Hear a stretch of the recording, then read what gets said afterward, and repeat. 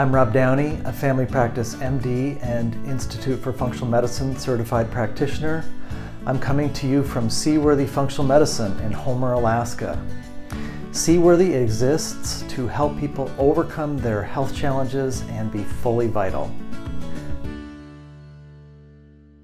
Hey everyone, I want to take a minute to thank Magic Mind, our sponsor for today's Seaworthy podcast. And these folks have a really cool product, a productivity shot. So why would you be interested in this? If you're wired and tired, you feel over-revved, and you're having difficulty with energy and concentrating, this is a cocktail, very thoughtfully put together over many years, that you can have in the morning with or without your caffeinated beverage. And the result is a flow state, meaning you're flowing through your activities and responsibilities easily with both a sense of peace of mind and that cognitive brightness and sharpness and alertness and getting things done quickly in sequence, all of which any of us that care about our productivity, which is really all of us. I suppose maybe there's a few folks out there that don't worry about that, but they're definitely outliers, especially in today's society. So Magic Mind's a cool product. It's really thoughtfully put together. It contains many ingredients that have been my friends in my functional medicine practice for 16 years. That's how I got to know this company. They saw the podcast, thought I would be potentially a good choice for a sponsor, which I am, because these are all my old friends in one place. So if you're wired and tired and you want to try a well-made product, I definitely recommend Magic Mind. What do things like unexplained itching, hives, autoimmunity, fatigue, brain fog, what do they all have in common? Well, the mast cells, which are part of our immune system and our native physiology, hold incredible answers to many of these riddles and a lot more. And today on the podcast, we're going to be talking with Beth O'Hara, who is an expert in mast cells. Hello, Beth. Thanks for being here today. Hi, Dr. Rob. It's so good to be with you. I'm really excited about this conversation today. Yeah, as we were getting ready for the talk, I just got all fired up. So let me share with folks a little bit about you. You're a functional naturopath. You specialize in complex chronic cases of mast cell activation syndrome, histamine intolerance, and mold toxicity.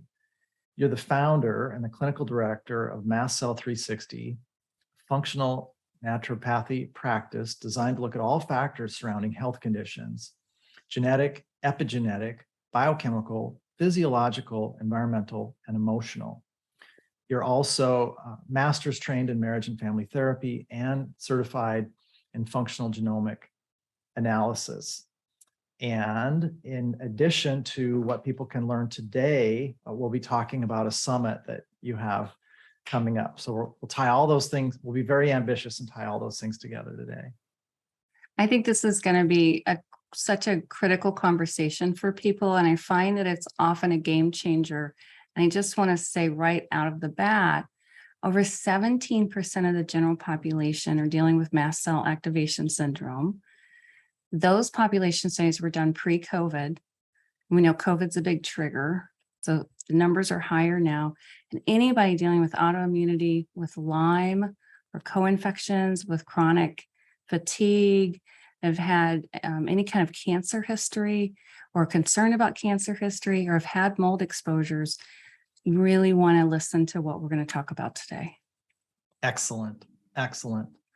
Well, as we segue in, then I think that a helpful way to set the stage may be for me to briefly share that as I've learned in my 16 years of functional medicine practice, and especially from the Institute for Functional Medicine annual international conference on autoimmunity approximately 4 years ago, the mast cells and stabilizing the mast cells, what I think of as sort of letting them get back to their happy native state so that they're coexisting peacefully and getting to do their job, and not too much and not too little, turns out to be this absolutely magical place to enter a question and answer state around what people can do for themselves maybe it would be a point of leverage or a node where so many things come together. Do you think that's accurate as we start talking about what this is?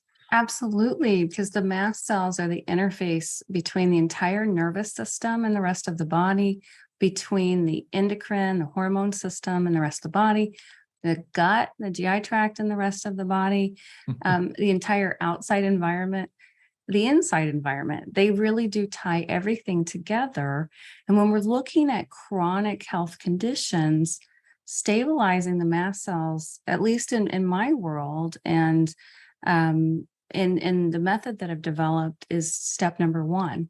We want to stabilize people before we detox. We want to stabilize, whether we're talking about molds, we're talking about metals, we're talking about killing pathogens like Lyme. Stabilize those mast cells. People have such an easier time.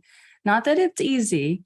It's Mhm. not like, a magic pill or you're done in 2 weeks, but it's much smoother for people when we start at that entry point. So I love how you're framing that.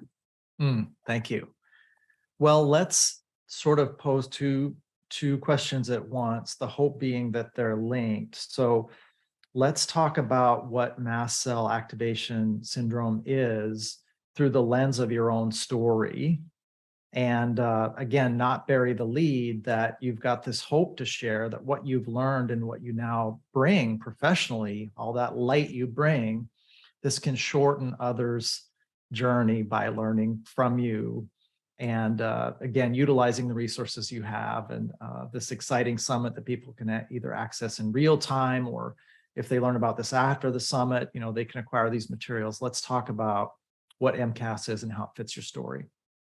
Why don't I start just briefly with what mast cells are, and then I'll share my story, because people often see themselves in my story, and it brings a lot of hope. If I can get through what I went through and come out on the other side with where I am in this vibrant life today, almost anybody can get through and heal. Just to put some context to the story. So our mast cells, I think of them like our frontline defending and sensing cells of our immune system. And they are out there. What are they sensing? They are sensing every molecule of air we breathe, everything we swallow, whether it's a food, it's a medication, it's a supplement, it's a beverage, where they are sensing stress. And this is really critical. I'll come back to that a few times. How do they sense stress? Well, when I mentioned that they're the interface between the nervous system and the rest of the body, they line every nerve sheath and they sit at every nerve ending. And they have receptors that receive neurotransmitter signals. And then they have mediators, these chemicals inside them that communicate back to the nervous system. And they're also in every other tissue in our bodies except the retina. They're even in the brain. They're in the sinuses. They're in the whole GI tract, from the mouth, the esophagus, the stomach, the intestines. They're in our muscles. They're made in the bones, and then they migrate out of the bone marrow. They line the tissues of the eyes. They're in the ears. They're in the heart. They're in the lungs. They're in the thyroid. They're in the liver, the spleen. So you name it, they're there, other than the retina. And it used to be thought that they were not in the brain, but a few years ago that was even disproven. And they're found in the limbic system in the brain that's controlling fear and emotion. It's very affected by traumas. So I'll tie all of these little nuggets together. I'm starting to lay out on the table here. And the way that they communicate and serve as this incredibly faceted aspect of our bodies, this very versatile, that's the word I was looking for, versatile, is that they have over 200 receptors on the outside. So one of the most complex cells is, I know you know, but just laying it out for our audience. And receptors for hormones, for chemicals, for neurotransmitters, for nutrients, things like vitamin D. They have receptors for opioids. They have receptors for cannabinoids. They have receptors for toxins, for pathogens, bacteria, viruses, yeast, mold. And what they're doing is they're sensing everything that's happening. And we talked about the neurotransmitters. They're sensing stress states. And then they're sending signals out in a response. And they're one of the major cells, not the only, but one of the major cells that help orchestrate the immune response, also the nervous system response, the endocrine, the hormone response, and so on.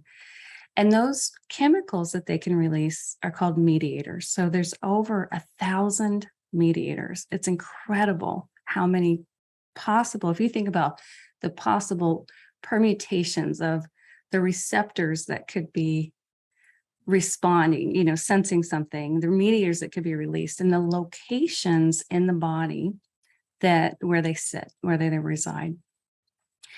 And the best known mediator is histamine. Most people have heard of antihistamines and maybe heard of histamine. Mast cells make histamine. There's 2 other cells in our bodies that make histamine. But they make all kinds of others. Mediators, prostaglandins, cytokines are a whole class of these communication mediators that have become a household name now. Mast cells are highly involved in the cytokine storms, not the only cell, but a big player. And there's this dance that's continually going on. And the whole purpose of the dance is to keep us safe, to protect us. They're protecting us. They respond to all the things I talked about. They also respond to things like injury. They're involved in sleep-wake cycles. They're involved in pregnancy. We could just go on and on. We don't have time to go into all the roles. So the presentations that can show up when mast cells go awry are quite varied. And that's what mast cell activation syndrome is. Mast cells have kind of gotten a bad rap, but I think the message is starting to change in that it's not that the mast cells are bad and you want to shut them down. It's that the mast cells have become dysregulated. And they become dysregulated because they have had a continual onslaught of any combination of toxins, pathogens, stressors, and I'm going to include in their traumas.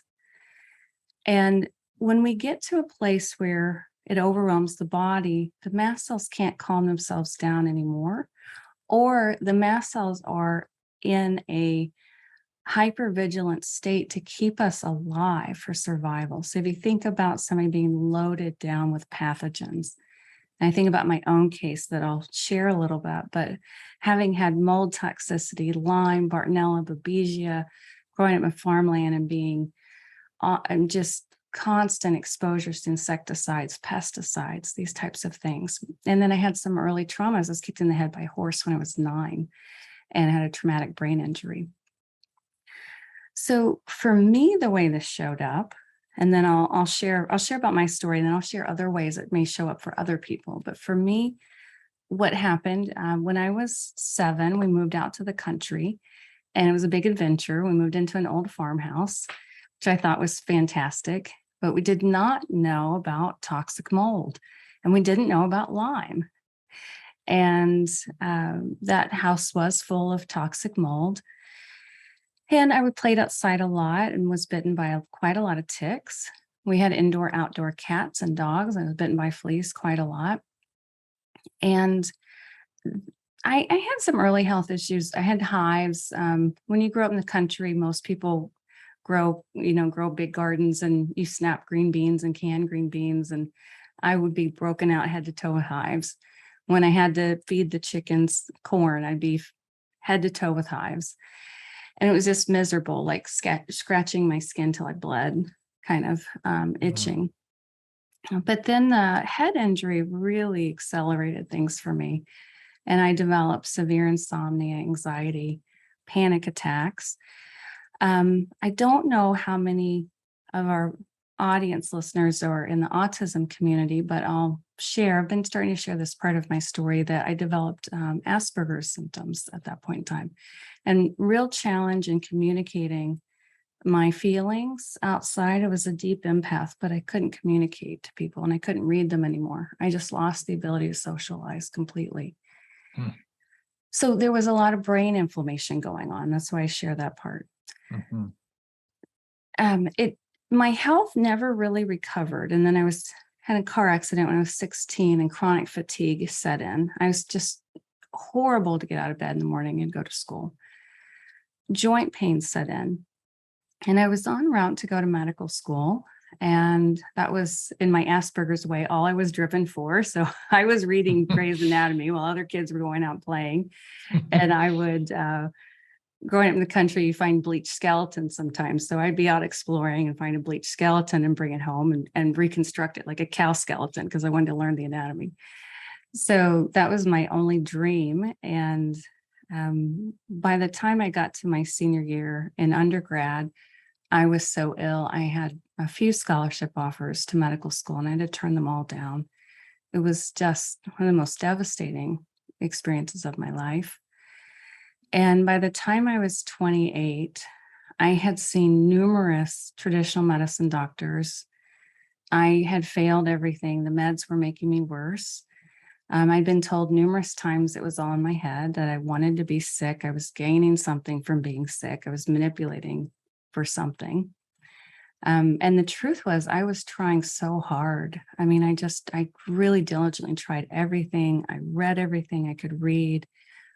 I tried everything I could. But then when somebody would give me a prescription for gabapentin for the severe pain, I'd already had so many medication reactions, I was terrified to take it. Mhm. At 28, the joint pain was so severe, it was like walking on ground glass. And I could barely hobble to the bathroom using a cane. My friends were going clubbing and I was wearing orthopedic shoes. And my life just felt like it shrunk and shrunk and shrunk. So I'd gone from this major overachiever, which did accelerate my health crash, and teaching in a vocational school at 21 and taking graduate level courses as an undergrad and doing independent study research to not being able to read a book. It was a nightmare. I had panic attacks. I had internal vibrations where I couldn't tell if I was vibrating or there was an earthquake, and I would have to check to see if, I could see nothing was moving, but I would still check to see, was that like a 3.5 or 4 Richter scale earthquake, or was that me? Mhm. And these things just kept exploding. I got down to 10 foods. I couldn't tolerate any supplements eventually. I couldn't tolerate any medications, even sprinkles, a tiny sprinkle of curcumin or a tiny sprinkle of quercetin. My anxiety would be even worse. I didn't sleep for 4 years. And I was told you couldn't sleep more than a week, but that's not true. I went 4 years. What turned the tide for me was first learning I had histamine intolerance. And I, being the dedicated health aficionado that I was eating all these fermented foods, and I was making my own kefir and my own kombucha, and trying to heal my gut with bone broths and scratching my skin off at night. That turned some things around, that helped some with the anxiety and the insomnia. And then I learned about Mast Cell Activation Syndrome, and that was the game changer.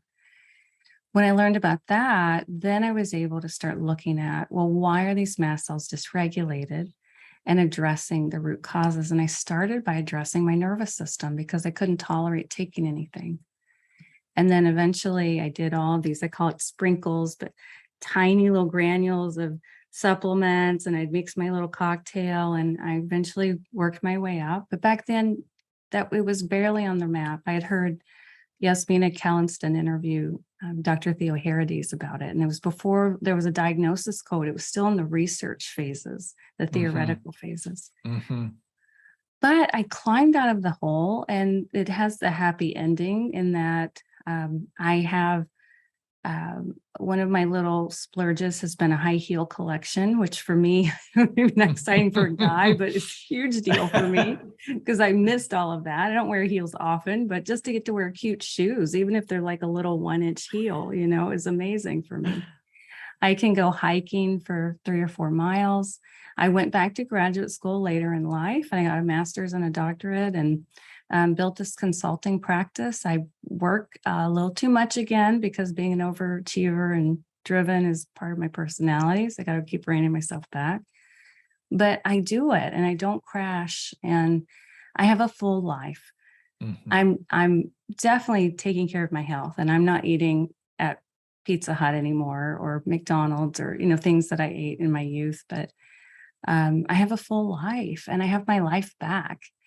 And that's the reason I want to share my story with people. I don't actually like telling it, but because I don't want to go back there, but I Yeah. want to give people hope and let them know, if you were as sick as I was and as sensitive as I was, I mean, I couldn't listen to classical music. I had days where I couldn't listen to my husband's voice because I couldn't process sound. I'd have to wear sunglasses inside because the light was so painful. And I've got a ring light in front of me, like that's incredible to me that I can have that light on. I can listen to music full volume and just rock it out and have a good time with music. And other people can get their lives back. And that the amazing thing is we've come so far that it doesn't take the 20 years that it took me. And it doesn't take I stopped counting, like I told you before, at $350,000. It's been well over $500,000 that I spent on my health. It doesn't take that. It takes, it's not $5. It takes a few $1,000s for people. And most people that I've consulted with can be better they're gradually better. And they're usually done between about 2 to 4 years, which just to me brings meaning to what I went through. And is so healing for what I went through, to see other people get through this easier and smoother and not have to be alone in it. So that's why I'm just beyond excited to be here with you today. Beautiful. Well, in terms of sharing with our audience a little positive psychology, let's just do a little linger longer moment for 30 seconds and reflect on how transformative that was for you to go from the orthopedic shoes to the heels. Kind of is this, there's something just really wonderful about that.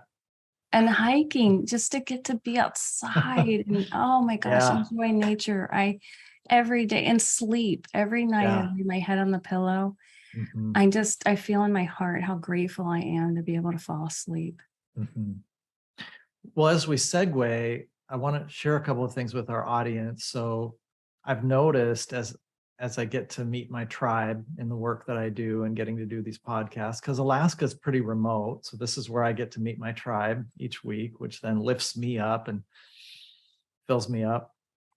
I've noticed that it's almost like 90% plus of folks that do this kind of work have a genesis story, just like superheroes in the comics, where they have this trial, this incredible trial, which is very compelling because the story just feels like, oh my gosh, this young person with all this vitality and sick, and they're getting kicked in the head, and then they're, it's a thrash for years or decades.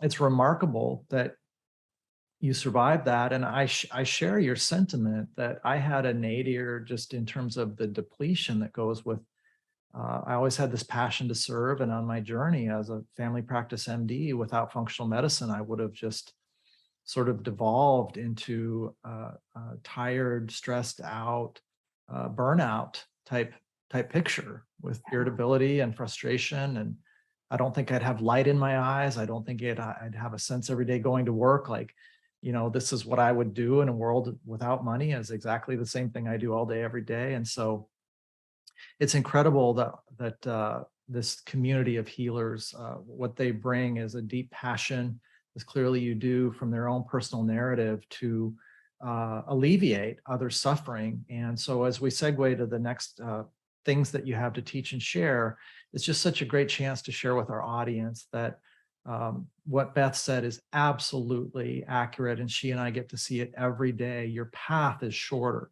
because of these resources. It's one of the greatest things that's happening for those of us that get to be alive in 2022, is that these approaches are coming into their own via summits and programs and resources, so that people can quickly identify this is an avenue into what's troubling me.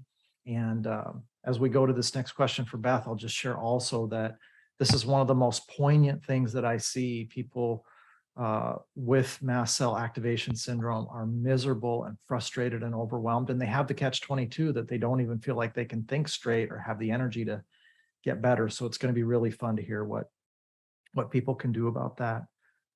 Let's make sure and talk next about how this ties to histamine intolerance. And let's also make sure and save enough time for, like what people need to think about as first steps. But let's go into histamine intolerance next, because so many people are going to be wondering, like, does this have to do with my foods, or, is it the trigger, or is it teaching the mast cells to be more tolerant, or both?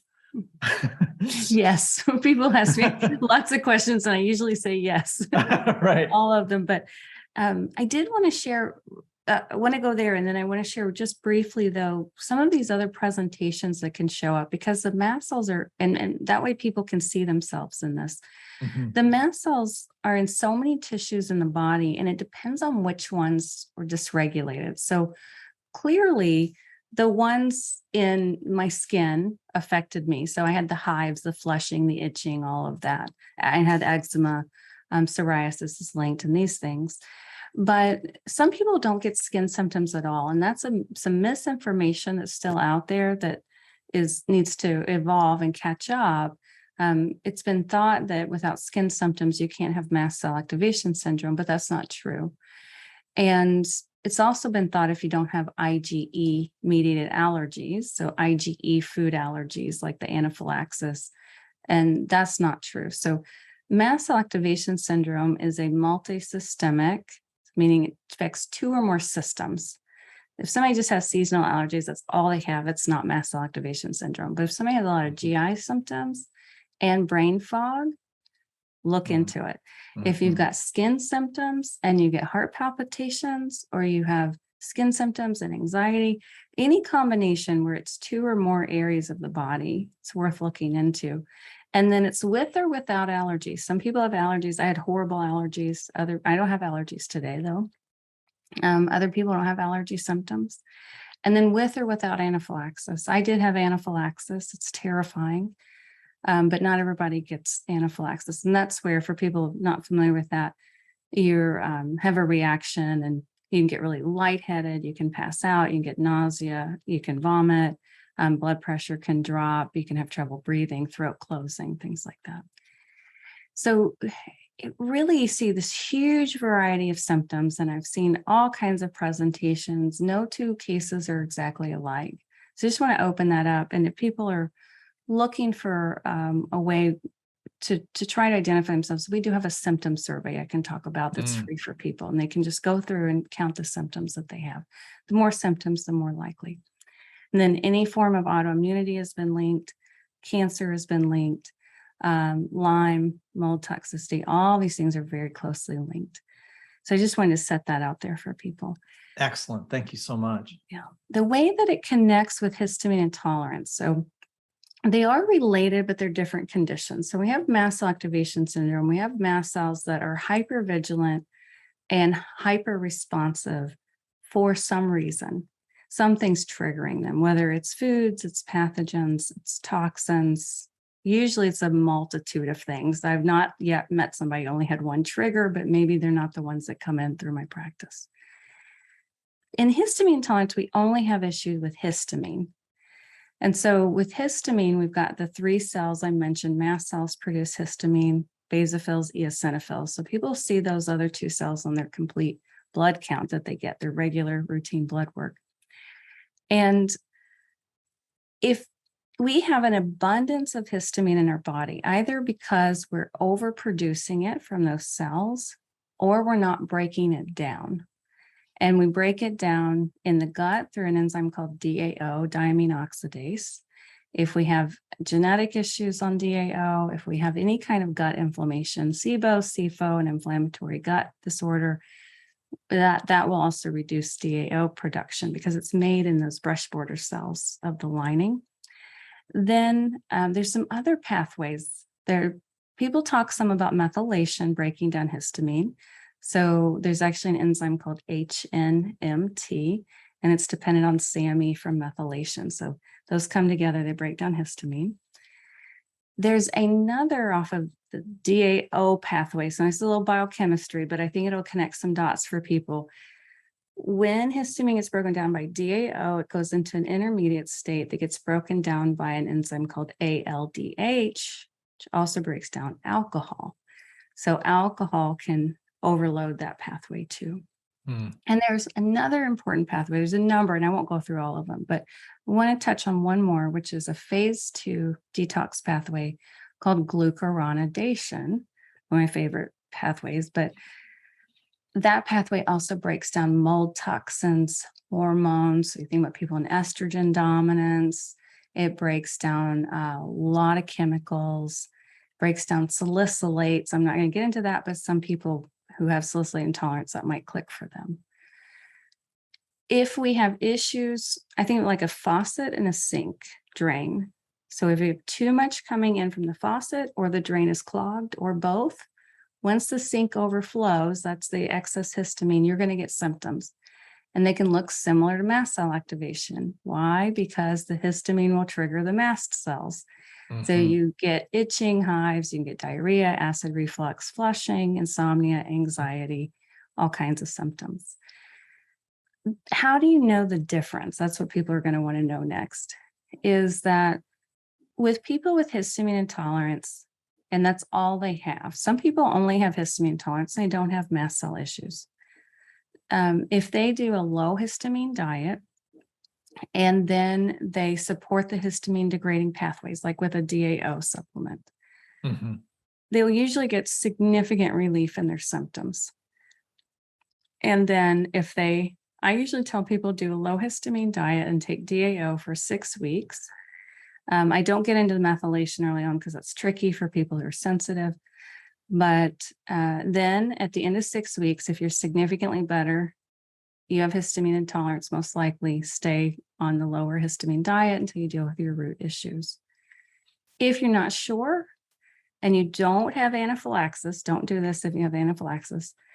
If you're not sure and you can safely then eat high histamine foods for about 3 days. So what are those? Pineapple, strawberries, ground meats, fish from the meat counter, canned fish, canned tuna, canned salmon, walnuts, cashews, peanuts. These are some of our high histamine foods. Fermented foods, beer, wine, those types of things. And then you get a big increase in symptoms. That's another indicator that you have histamine intolerance. If you reintroduce and then your symptoms pop back up. Now, don't do other stuff during that trial because it'll be confusing. Just do a clean trial. Some people just have a mast cell activation syndrome and they don't have histamine intolerance. I don't see a lot of those, but maybe 5% of my population. So they do that trial and then they reintroduce the foods. They don't see any difference. So if they don't see any difference, why limit foods if you don't need to, other than I think just to moderate it some, because histamine will trigger those mast cells. We don't have to be super strict. Most of the people I work with have both. And so they may get some improvement in symptoms, but because the mast cells haven't been fully addressed, they're not going to get a full improvement in symptoms until we really handle the mast cell side, we handle the root triggers. And that usually takes us about 2 to 3 years to work through the whole protocol for people. It makes so much sense because the histamine and the mast cells are so entwined. And yeah, if it were a Venn diagram, those circles would have a lot of overlap. Yeah. And here's a little clinical pro I just want to throw out for people is if on the CBC, if the eosinophils are above 2%, then they're going to be producing a lot of excess histamine. And labs have all kinds of different ranges on those eosinophil percentages. I look for above 2%. And that's one thing people can look at. It's usually abbreviated EOS percent on there. So that can be another clue you may be overproducing histamine.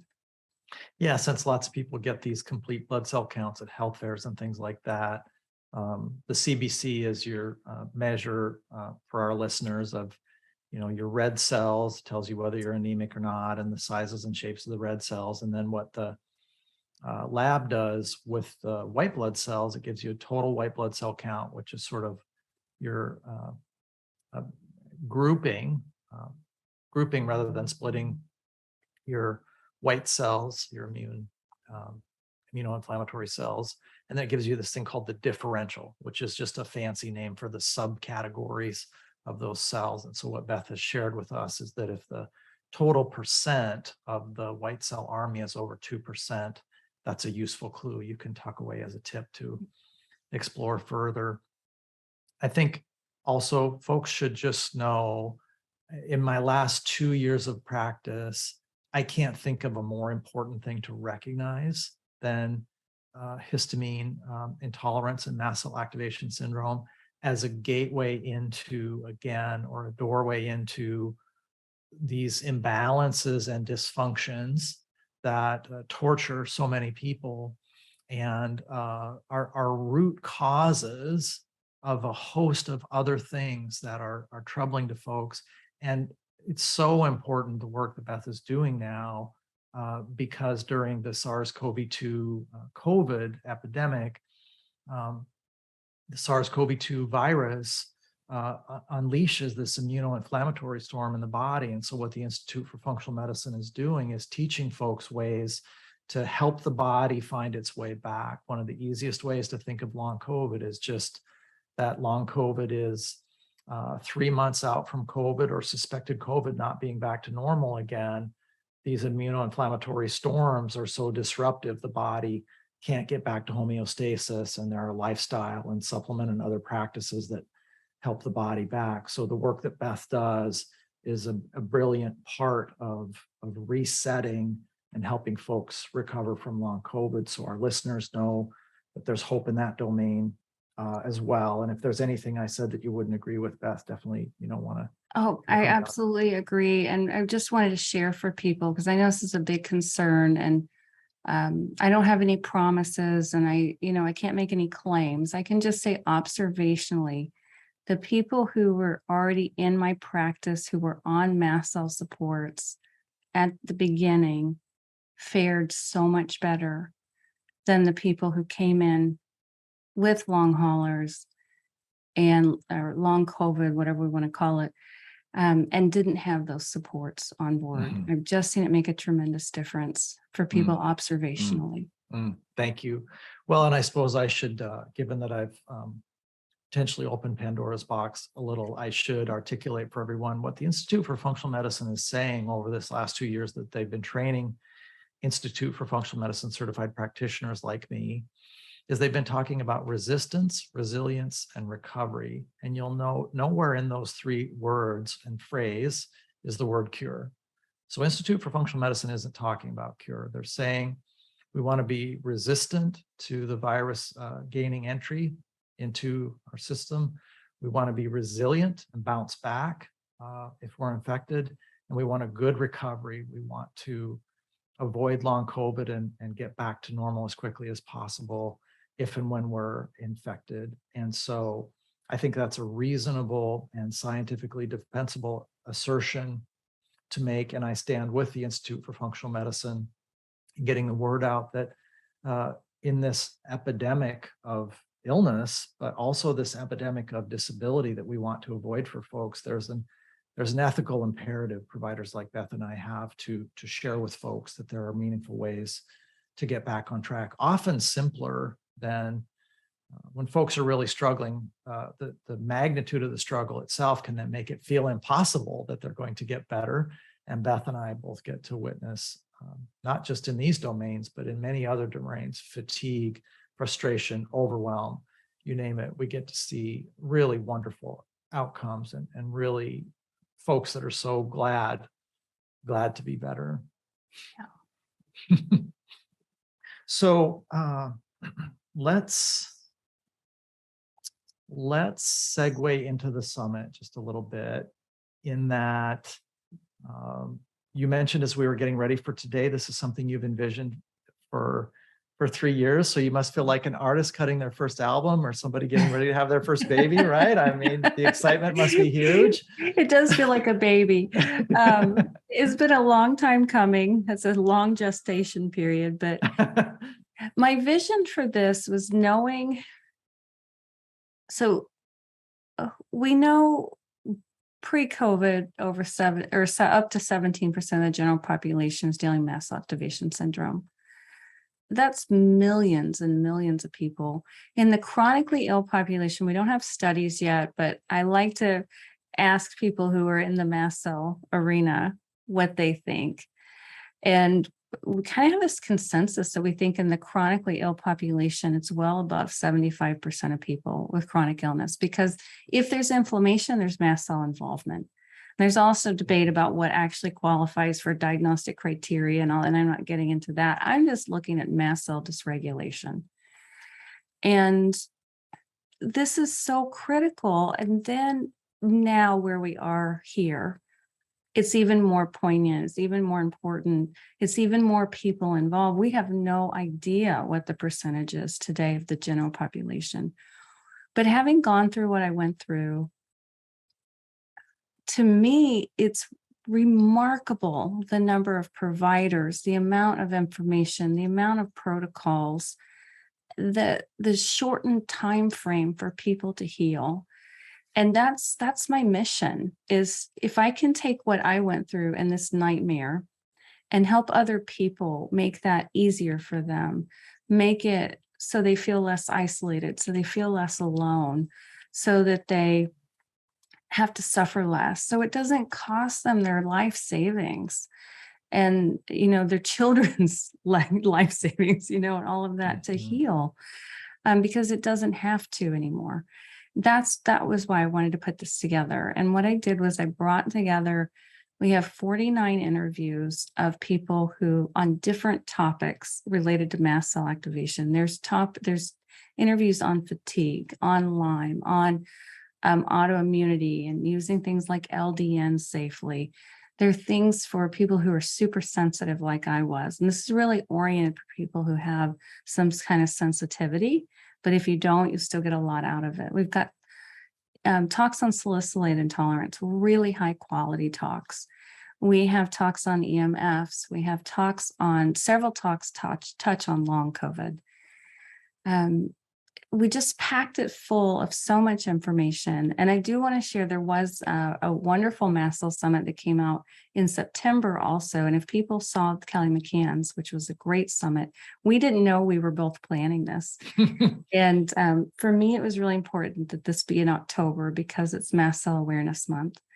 And it's going to coincide with International Mast Cell Diseases Day on October 20th. But so we brought this together so people can come together as a community and come together and learn and get all of these tips, start to work themselves through it. So we've got 7 days of talks. I have 2 Q&As coming up. People can join us and come together again as a community, because I think it's so important that we know we're not alone. And I felt really alone. I was the only person I knew who was that sensitive, that sick. Many times I thought I was crazy. And then I wake up and go, wait a minute, I'm not crazy. This is just, I'm really sick and I don't know anybody else. But then these social media groups popped up and I realized I wasn't alone. That was huge for me in my journey. And I know it's huge for other people. So we're bringing all of this together for people. And it is a lot for 7 days. And I know a lot of people are brain fogged. So what we also did was put together a package where people can get, if they would like, all the recordings and the transcripts for a really low cost. It's really the cost of 2 to 4 supplements. I mean, it's very inexpensive. And it's enough that it will carry you through for a year. You'll get access to our community in the Facebook Lives, and you can join that community and be a part of our community so you don't have to be alone, and stay connected even after the summit. So I'm really excited about it. And I hope that people who are suffering, who need it, will find it and come join us. Awesome. Well, where can people find you if they want to work with Mast Cell 360, and how can people find the summit? So they can find my website at mastcell360.com. I have some great low-cost courses at different levels for people. So if you're super sensitive, there's a nervous system course. If you're ready for supplements, some of the things we were talking about, there's a supplements course. And then there's a very in-depth mold course on there that's quite extensive. So it is priced just a little bit more. But the summit, I want them to use your link So do you have your link you can tell them? It'll be in the show notes. Yeah. Okay. So you can sign up for the summit in the show notes. Make sure to click that because that'll go through Dr. Rob's link. And we've got some thank you prizes for our people who are supporting us in this. And we want to just make sure that they register through you. Well, this is so timely. As we were getting ready for today's session, we were just talking about a lot of interest. There's this burgeoning interest. And so this is a real a node of need and a node of interest. And a whole bunch of folks are realizing there's this aha opportunity for them to relieve their suffering and get out of these dark, foggy, frustrated places they are. And the payoff always for working on a root cause level is not do they only end up with happy mast cells, but they end up happy, healthy people. Yeah, I say, so that's, I guess, where I'd love for us to kind of conclude is it's really about addressing the root causes. And the root causes are always some combination of toxins, pathogens, stressors, which includes traumas, can include overworking, which is one that I'm guilty of. And if we address those, it's amazing how the body can turn around and heal. It's incredible, the innate healing ability of our bodies if we just get the boulder off of our shoulders that's weighing us down. And, we can do this, but it's almost impossible to do it alone. We need a guide. We need someone like your clinic and your practice or people. We do have a clinic. People can come in. We do consulting where, I know you're treating people but to have a guide is huge. And that's what really shortens the time and shortens the money. It actually costs you less if you have a guide, because then you're not spending, you don't have the huge supplement graveyard I have with 1,000 products in it that you failed and all of that. You can shorten all of that stuff. Yeah, and I can absolutely endorse that this is a tricky area to make progress, just because, again, I get to witness so many different versions of this story. And this is one that it's not, the steps that matter aren't all intuitive. So that's absolutely a big deal. And again, it's such a blessing that we live in a world where there's resources like you bring, Beth. So this was a blast today. I knew getting ready for it, it was going to be a great interview. And I just want to thank you for what you do and all the light you bring. It's going to clearly making a huge difference in people's lives, and that's about to amplify, which is as it should be. And what a great time for good news, huh? For everyone. Absolutely. And thank you so much for your podcast and everything you do and the light that you bring into this world. We need as many of us as we can get. Thanks for joining us for the Seaworthy podcast. Seaworthy exists to help people overcome their health challenges and be fully vital. If you think we've earned it, please consider giving this podcast a like, subscribing, and giving us a 5-star rating on the platform of your choice. Thanks.